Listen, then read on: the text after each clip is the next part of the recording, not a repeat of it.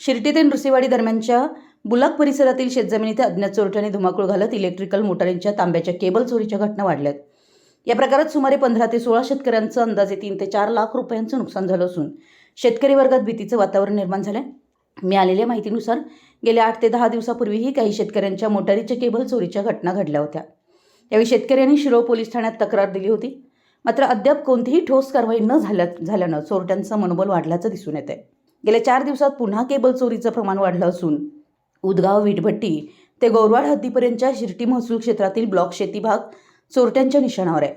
विशेष म्हणजे या मार्गावर 2 ठिकाणी सीसीटीव्ही कॅमेरे बसवण्यात आले होते, मात्र चोरट्यांनी ते कॅमेरेही फोडल्यानं त्यांच्या धाडसांची प्रचिती येते। सध्या उन्हाळ्याचा काळ असल्यानं शेतीसाठी पाण्याची गरज अधिक आहे। अशा परिस्थितीत मोटारींच्या केबल चोरीमुळे शेतकऱ्यांना पिकांना वेळेवर पाणी देता येत नाही, परिणामी पाण्याअभावी पिके वळून जाण्याची भीती व्यक्त केली जाते।